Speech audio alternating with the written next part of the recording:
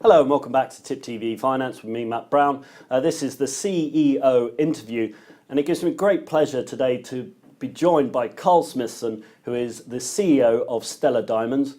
Good day to you, Carl. You well? Yeah, very well.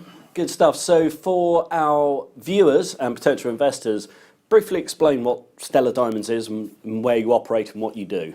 Stellar is a focused diamond company in West Africa, countries of Sierra Leone and Guinea, but primarily Sierra Leone. That's where our main asset is that we're going to talk about. We've been in the region for probably a decade or so doing a lot of exploration, but now is the time where we are looking to develop a key asset in Sierra Leone.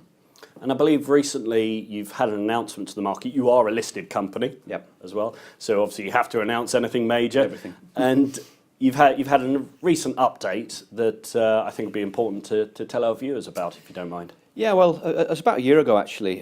We started discussions with a group in Sierra Leone that holds an adjacent mining license to what we want to develop in Sierra Leone.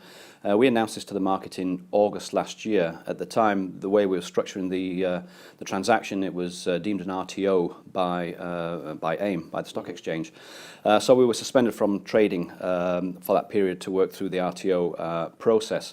Now, I got to the end of last year and we decided to change the structure of what we were doing, and then AIM deemed it not to be an RTO. So we resumed trading, and then we announced at that time the new way we were going to do the transaction, which we can certainly talk about the details of now. Fantastic. And I believe it's the merger, or you've taken over another mine. If you can just give us the details of what that actually means. Yeah, when it was the reverse, it was actually an acquisition of the adjacent property. It's not going to be that anymore. We've basically got two adjacent licenses that cover the same resource. One of the largest diamond resources in Sierra Leone. And to us, it never made sense to have two separate operations, one run by ourselves, one run by this other group. So we approached the group and said, look, let's put the two together and mine them basically as a combined development. So to cut a very long story short, we've agreed to basically do what we call a tribute mining agreement. That is that we will retain 100% ownership of our license, they retain ownership of their license, but we invest in our project and we use our infrastructure, our mining footprint, if you like, to essentially contract mine the adjacent license, but single processing facility and basically a single structure of mining. So that's basically the way we have decided to go ahead. And as a percentage of profit or revenue, do you have to give up any to the other partner? Yes, I mean obviously they want a return on their significant investment to date. But the way the deal is going to work is that we will invest 100% of the development funds. Okay, we then recoup that investment money from the first revenues over basically the first revenues that come out of the mine. Once we've got our money back, we then pay a future 10% revenue share. So we would get 90% of the revenues, they would get 10% of the revenues, and that's the way the structure is. There is a bullet payment in there to them for $5 million after 5 years of the mine development commencing, by which time we'll be in good free cash flow, and that becomes affordable at that time. Super. And from a commercial point of view, at what stage of the cycle are these, both these mines combined? Yeah. Are they commercial at the moment? Yeah, I mean we've done all the technical work. There's been a joint combined spend of $45 million. So this is very advanced work that we've done, and so basically all the exploration is behind us. We've put a resource together of 4.5 million carats.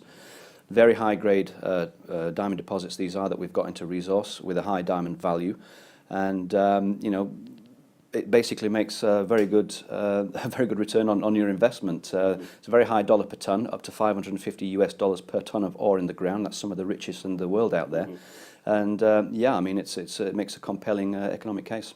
Fantastic. I think I read the other week a very large diamond was found in Sierra Leone, potentially the 10th biggest in the world. I mean, obviously, if you're finding a diamond of that size. And a huge value. I think it was valued at $50 million or something crazy like that. Obviously, it's almost a lottery. If you can find that one diamond, right, it pays for the development and your market cap many times over. That's for sure. But no, I mean Sierra Leone is a renowned country for large diamonds in the past. I mean it's got probably I guess 5 of the top 10 diamonds in the world have come out of Sierra Leone, including the almost 1,000-carat Star of Sierra Leone. So yeah, this was a lucky discovery by, it turned out to be a pastor, as a matter of fact, and I guess his prayers were answered. He's going to be a wealthy man. Well, he may have to donate it. We'll wait and see. But and with regards to the diamonds, the rough diamond price, I think we're probably still off the highs we saw a few years ago. How do you see the rough diamond price? Certainly for this year, I believe it's always better at the start of the year anyway. But generally over the coming years, do you see the diamond price or the rough diamond price increasing at all? Yes, I do. But there are obviously some conditions to that, let's say. One not being at least the continued economic growth of particularly the American economy, and obviously the Chinese economy is increasingly important to diamonds. But I think this year the majors have reported robust sales for the first few sites. And as you quite rightly point out, the first half of the year tends to be better than the second. But even last year, the second half didn't dip off in terms of sales and values and demand. So I think the demand is back in the market. I think the polished it's important that the polished actually does sell, and it has started to pick up quite significantly in some categories. So, but I think at the end of the day, looking with the crystal ball, 5-10 years down the line, the question is where the diamond's going to come from, because there are not that many new discoveries.